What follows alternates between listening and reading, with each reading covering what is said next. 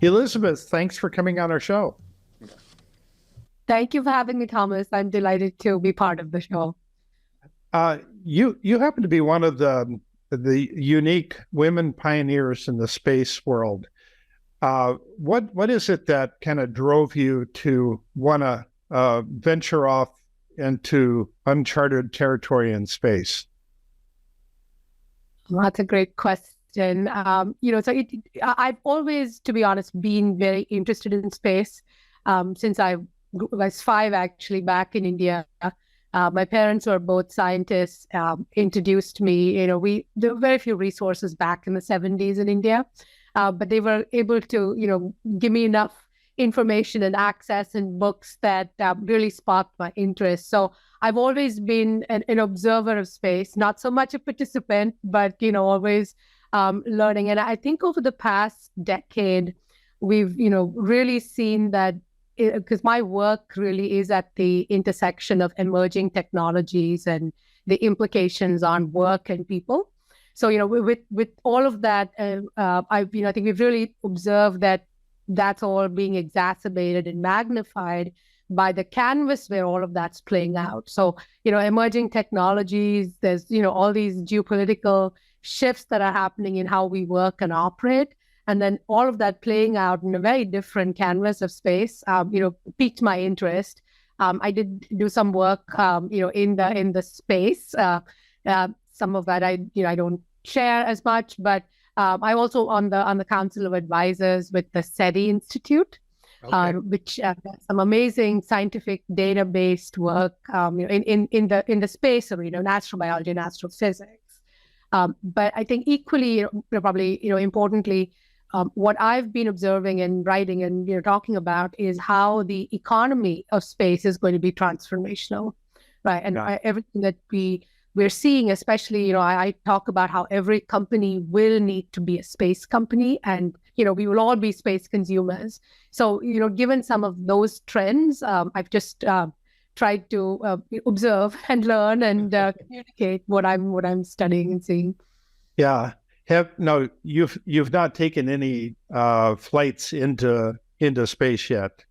No, but I'm optimistic. The days when we thought that that was only for the fit and the fighter pilots, right? Right. Things have changed. So who knows, Thomas? Maybe you and I will both be on that spaceship to Mars someday. Okay. What's your best estimate as when we will have a space hotel that we can go and hang out at in space? I believe, in the next couple of years, quite easily. Okay. And I'll explain why, if that's, we've had presence in space, continuous presence in the ISS for decades now. Right. And I would argue that, any astronaut on their off day in the ISS is in a space hotel. But that's jokes aside, I think it's really a question of how much commercial funding we will, have. And I think we're well on our way there. So I would give a couple more years for sure. That's it. Okay. So one of the hottest topics out there in the tech world right now is artificial intelligence, and how it is taking on and doing the task of lots of people, making jobs easier, making things more efficient. How has that affected the space world, and what kind of applications is it being used on today? That's a really important question, and I think we have to look at when we look at generative AI or the developments we're seeing in AI. What does it really imply for us in general, right? And then what does that mean for us and how we use data or technology in space? So I think the potential of generative AI is like other technological advances. It's I believe it's really to augment human intelligence and help us do more. And we've seen applications of AI already in data analysis and edge computing, and really processing very large amounts of data that we can now collect. So I think that aspect of applying AI to to resolve and look for patterns in the data that we're finding will only increase. What we're finding with the, some of the more consumer-friendly interactive uses of AI, more recently with ChatGPT or, other applications, I think are again going to help us visualize and consume the data more effectively, which, ultimately will help us make better decisions and hopefully do more good with the choices that we're given. Yeah, as this whole area evolves, it looks like we're probably going to have the first base on the moon in not too distant future. Now I wanted to ask you this question because this has always intrigued me. I'm assuming that at some point we're going to have the first person that's born on the moon and in reduced gravity. How will that affect that individual, and how will that child grow up to be different than people born on Earth? That's an interesting question. Now, I think there are some medical constraints, candidly, with how we expect humans to be even be formed and grow in utero in space. So microgravity will have very different implications and may not even allow the formation of human beings as we know. So some of that research is playing out, right? So don't have the answer to that yet.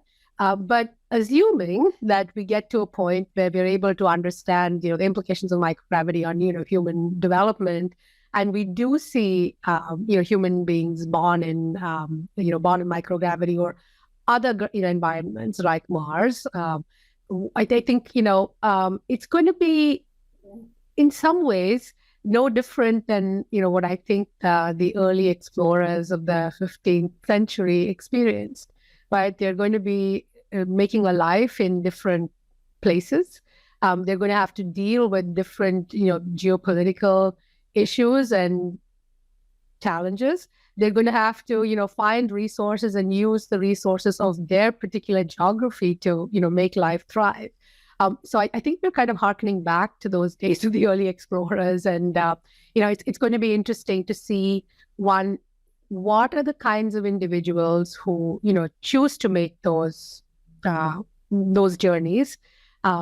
Again, we have some parallels, and, I think it'll be an interesting time that lies ahead, and probably in our lifetime, Thomas. Hello, this is Trent Fowler, co-host of the Futurati Podcast. One of the most common pieces of marketing advice I've come across is to know your audience and give them what they want. One difficulty in podcasting is that it's actually pretty hard to do this. None of the major platforms give us any way to reach out to you, our listeners, to find out what you enjoy about the Futurati Podcast and what you'd like to see done differently. So we've decided to record this commercial and ask you directly to reach out to us. Head over to futuratipodcast.com, go to the contact page, and drop us a line. Tell us about your favorite and least favorite episodes, what you'd like to see us cover in the future, and anything else you want us to know. We produce this show for you, and we want your advice so we can make it even better. Thank you. Right. So you do some work with SETI, and that's there's a constant search going on for extraterrestrial life, and now it's occurred to me that if a life form grows up on another planet, that it grows up with different gravity, with different atmosphere, with different levels of oxygen, with different day-night cycles, with different food sources, with different threats. Virtually every part of its existence is different than what we as humans experience. So something growing up on another planet would naturally look radically different than what we do, because there are so many factors that affect it. What do you think the odds are that we're going to find extraterrestrial life, and how soon do you think that might happen? So the question of does life exist and outside planet Earth, and will we recognize it when we encounter it, right? Those are big questions. I think are one, obviously, conversation for a whole different topic. now for a whole different podcast.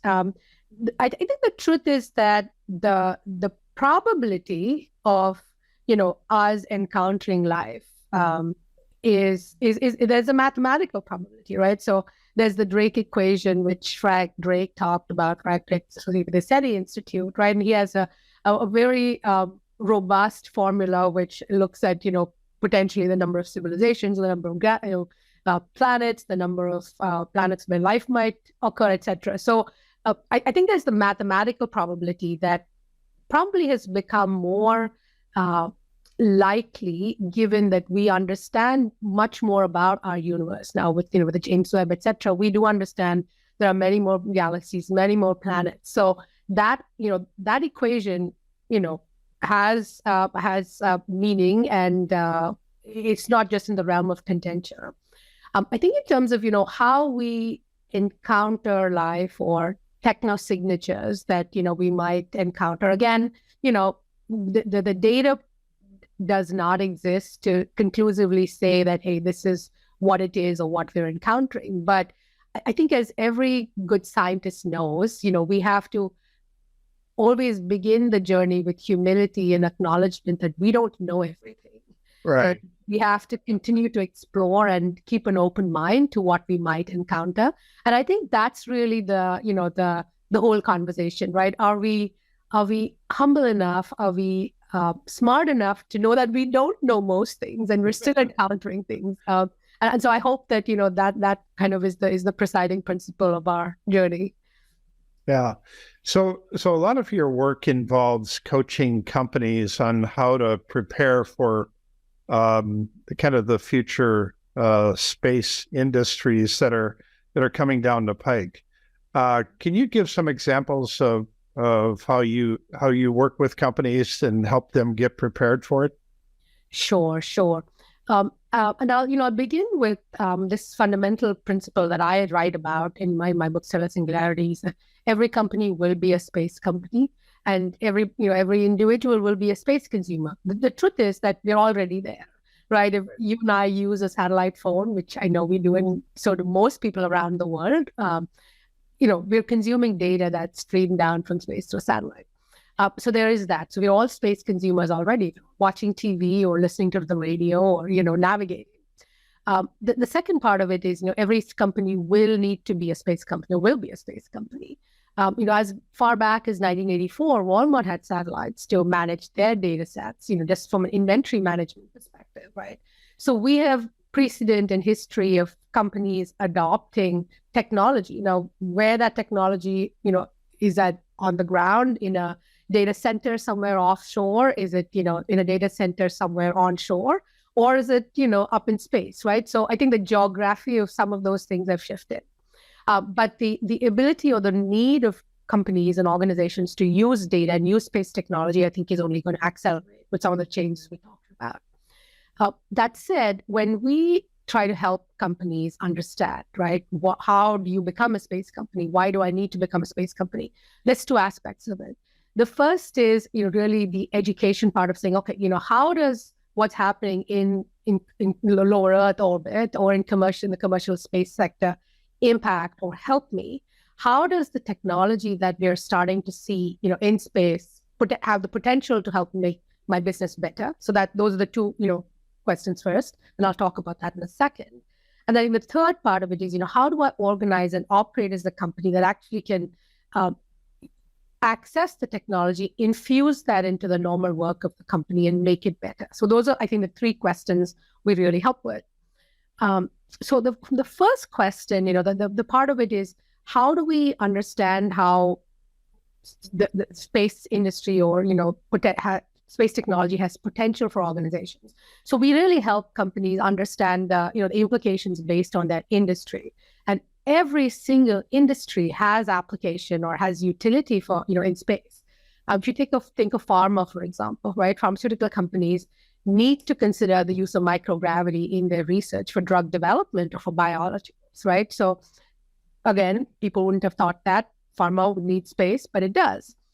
If you think about what's happening in the automotive sector, companies are starting to build rovers that, can work on different terrains, right? So you kind of need to think about how do you one, get things off the ground? How do you monitor them or control them from Earth? Even financial services companies need space. People would say, really?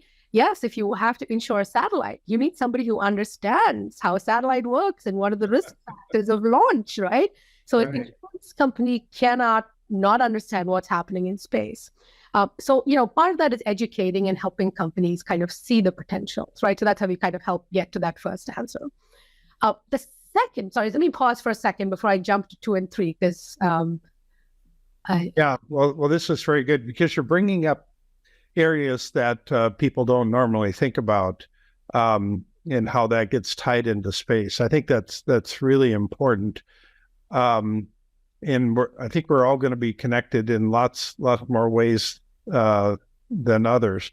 But there are certainly some industries that are more affected near term than others. And so I'm guessing that you probably spend more time working with them than the other ones. Is that correct? That's right. I mean, I think different industries, as you rightly pointed out, have different levels of adjacency to what's happening in the space business. So companies that are in launch and logistics, obviously they have a, big interest. And then, companies that are in the satellite SATCOM business, right? Telecom, telecommunications, they have lots of significant adjacency. That said, though, again, we believe and we are seeing that every company needs to kind of understand some of that. The second part of it is that, when companies are trying, when we think of the space industry, we think of the big names, right? The big names that everybody talks about. But the truth is that, this $1 trillion economy that Bank of America estimates by 2030 and, Morgan Stanley estimates by 2040. I think the answer will be somewhere in between the two. But that actually doesn't really account for PRC's investments, people like China's investments in space, or Saudi Arabia, right?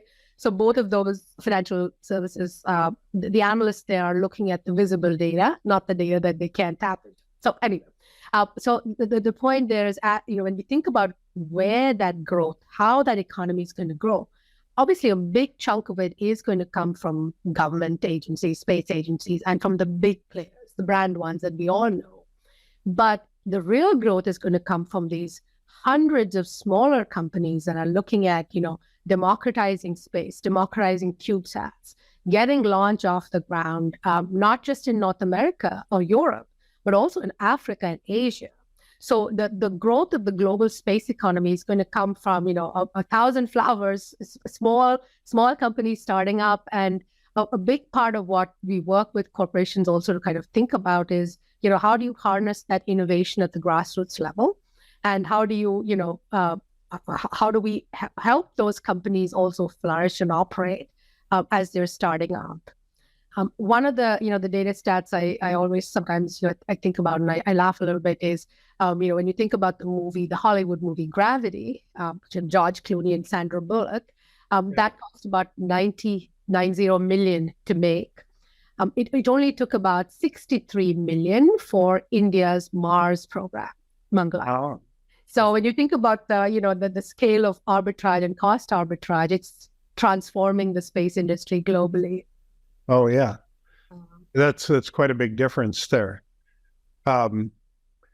Yeah, that's if you watch kind of the progression of the movie industry, you can see how our thinking has changed in the background as they bring in a better refined grade of consultants in the more modern movies.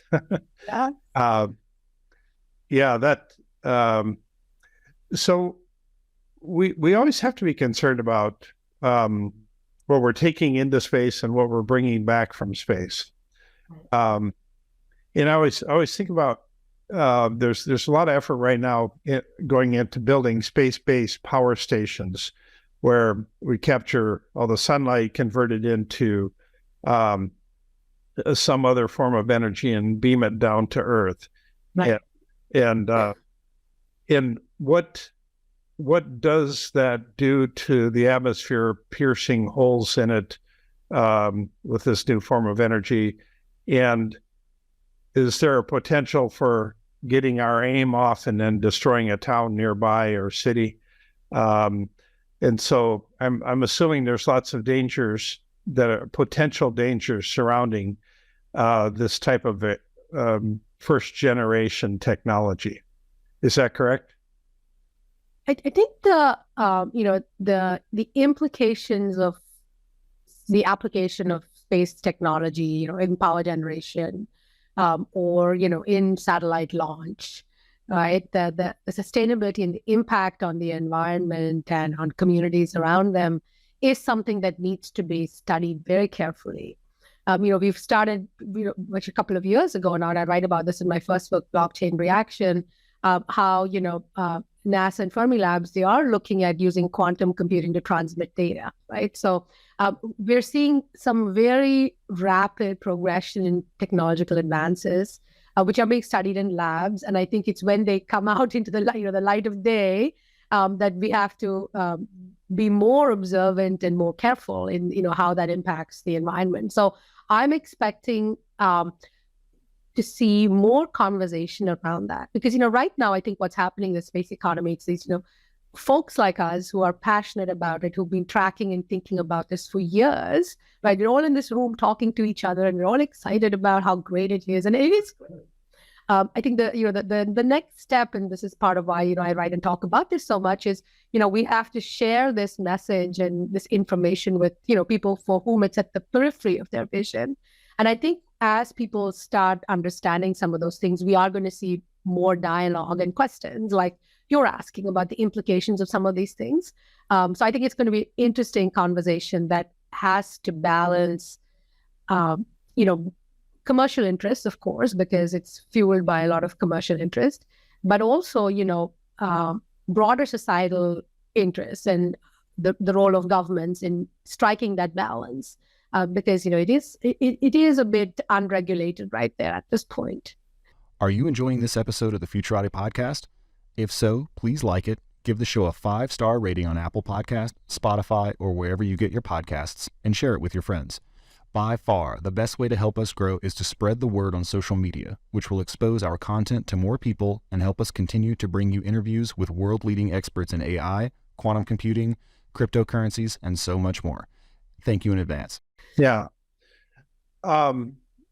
There is no overarching organization that has control over the space industry. There's no multinational group that's controlling it. And so building satellites that would actually beam a laser down to Earth, I mean, that could be the ultimate war weapon. How do you see that being handled or regulated moving forward? So, there have been ASAT treaties, right? And countries have, done tests to take down their own satellites. India has, China has, the United States has. So, that's all in the realm of test, right? To see if we have the ability. So that continues. And at this point, there's really nothing that prevents a commercial operator from doing the same thing. Nothing that prevents a bad actor, a sovereign state, or, just a bad actor with a lot of money to do that. Now, obviously, there are many treaties. The Outer Space Treaty of 1967, the United Nations has, active bodies that look at, registering space objects. There's a Moon Treaty. There's a variety of conversations happening. The Artemis Accords, obviously, which our country led the way on. All of that said, the vastness of the canvas of space really requires us to think about collaboration and some of these conversations differently. We can't use the old paradigms of diplomacy and first mover advantage in these situations. We have to approach it differently.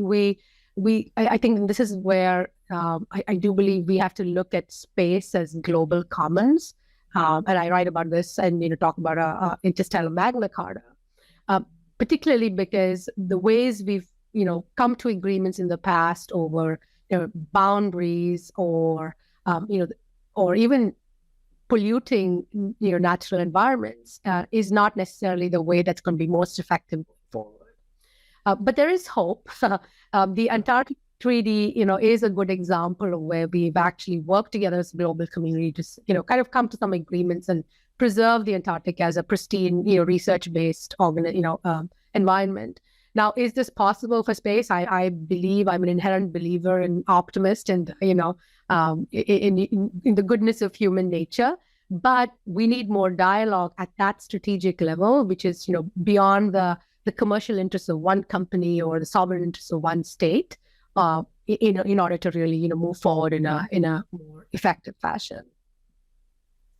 Yeah, I know that there's a lot of entrepreneurs that are going to be listening to this podcast, and kind of in the back of their mind, they're sitting there thinking, I wonder if I can start up my own space company in my house. And what would that look like? And what would that, how much money could I earn doing something like that? Do you have any examples of somebody doing that right now? So yes, there are many people doing that around the world. So yes, if entrepreneurs are thinking about that, I would say the answer is yes. There's a thriving space startup economy. We see lots of companies that are, looking at different parts of the space economy and figuring out how can I monetize this, right? There's obviously lots of interest in getting satellites off the ground because people just like rockets. People just seem to like rockets and launching stuff, right? So there's a lot of interest and visibility in the launch and logistics area. But there's lots of other, smaller startups looking at, in-orbit servicing, for example, right? Space debris cleanup, for example, asteroid mining, private spaceports. I was at the Space Symposium last week, and, you think of the idea, it's there. So to that extent, I do believe it's possible. And we are already seeing that happen, especially in Asia and Africa, where the cost model is slightly different. I think the key is going to be for these space entrepreneurs to, really, one, get the help as they're thinking through their idea, and two, really understand how the ecosystem can help them so they don't have to go it alone, right? So if you want to assess, do Earth observation and assess crop data, for example, you don't have to only, you don't have to worry about getting a launch vehicle to, you can partner with somebody else to get, so I think it's that leveraging of the ecosystem that space entrepreneurs should really focus their attention on. Yeah, so that's going to be this whole new wave of young people growing up, wanting to conquer the unknown worlds out there. Now, you had started talking about some of the ways that you're coaching space companies, and I think you had a couple more points you were going to make. That's right. Thank you for reminding me. Yes. So, we talked about the fact that first it is to help organizations understand the potential of space, right? You can do this. It's good for you. And here's what you can do given your industry or your adjacency. Right. The second part of it is, how do you use the technology that is available out there? So some of that is in, it's not necessarily a space conversation. It's a strategy and innovation conversation to say, well, these are the advances in, data edge computing. How can I use that for my business to make it better? Here are the advances in research in microgravity. How can I use microgravity to support research or outcomes that I might have in my existing business, right? So that's a big part of it. We also look at technology transfer and how companies can, NASA has for decades had a very robust and rich technology transfer program. And, companies need to be more cognizant of some of those, space tech outcomes that may be useful for them. Of course, the examples are, galore, right? It's full mattresses or, frozen ice cream, name your, everything's had a genesis in space tech to understand. And then I think the third piece, which I think is really the most important, is, how do organizations operationalize this idea of, being in space and utilizing technology from an operational construct, right? Now, that if it's just taking technology that somebody's using in space and applying it, that's fair. That's easier. But having a focus on or having a space entity within a corporation is actually something that we're seeing more and more companies starting to think about. It's kind of like we're in the days of the internet, the early days of the internet. You had, company.com was a separate legal entity, a separate organization. And then you had the brick and mortar entity, right? And then eventually they came together, right? You couldn't do one without the other. And I think that's kind of where we are with space as well, that companies have to think about, well, is there a separate structure for my space arm? Where what is going to do? How does it operate? How do I engage that part of the organization and use that to infuse innovation and advancement of my broader corporate, organizational agenda, so that I can thrive and be more successful as a company. So I think that's the trickier part, because that's that virtuous cycle of innovation that every company has to go through. Right. Yeah. Well, this is actually brilliant. I love how you're helping companies and individuals think through where the opportunities are, and I love how you think about how the space as being this new frontier that, even though we've been pitching that line for a long time, it's really becoming much more achievable.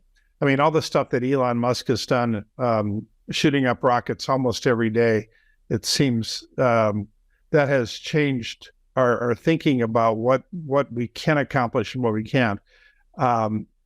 He is such an interesting person, and I know people have varying opinions of him.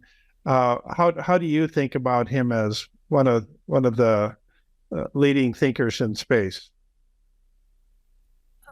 We've over the years we've always seen entrepreneurs and explorers who've been able to plant the flag somewhere first. Yeah. And I think that the truth is that there's always an entire ecosystem of support that gets that person there. And I'm thinking of Christopher Columbus, right? So in 1492, right, Christopher Columbus, I'll sail the ocean blue, but he got funding from the government, Isabella and her advisors. And he got funding from private venture capitalists in Genoa, in Italy, right? I think that all the explorers that we're encountering, or some of the, purported first movers, are resting on, support from, government organizations like NASA, which have provided, funding and support and the infrastructure. So my point really is that that is something that all of us, or more companies and individuals and corporations, should take advantage of, right? And we're seeing more and more governments are looking at providing that ecosystem so that it actually helps innovation flourish and helps, more individuals feel capable and able to, one, understand the potential of space, and two, actually access it. So I think we're at that point where people are, really, really trying to have more participation, and the democratization of space is real.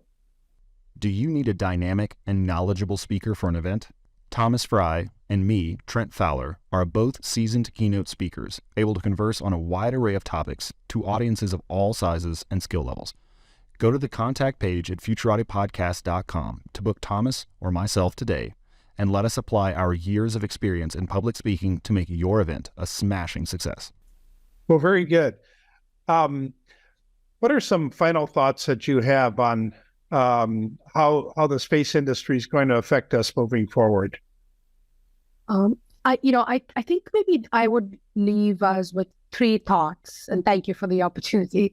I think the first is that, we are approaching what I write about as stellar singularity, right? We are approaching this point where everything we do is going to play out on this much broader canvas of space. And it comes with significant ramifications from a geopolitical perspective, from an ethical perspective. And, it's really important for us as, I'm not a rocket scientist, I have great respect for them, right? But for lay people who live in the regular economy to understand and consume what's going on. So I think that's the first thing. So stellar singularity is something that, we're all participants in, whether we're conscious of it or not. The second thing is, space is a global commons. This is a really important principle. And I lay out 10 specific principles that I think we as a global community need to adopt so that we're safe, so that we're respectful, so that we're moving forward, in a peaceful and cooperative fashion. So space is a global commons with an interstellar Magna Carta, I think is very, very critical for all of us. Okay. The third final point, I think, is that, when we think about the space economy, we think of rockets and, all this like glitzy stuff. It is all of that. There's also very robust, thought processes around space law that we have to really be cognizant of. We have to really understand conflict resolution, sovereign identity. Again, things we have to, it's not just rockets, right? And then, we have to also be conscious of ethics and sentience and what that really means for, life as we know it and we don't know it. Right. So, Elizabeth, I want to thank you for coming on the Futurati podcast. This is absolutely brilliant. I think we could talk for several hours on this topic. I wish you the best moving forward. And thank you again for coming on here. Thank you. Thank you so much, Thomas. I really appreciate it. All right. I wish you the best. Thanks, Elizabeth.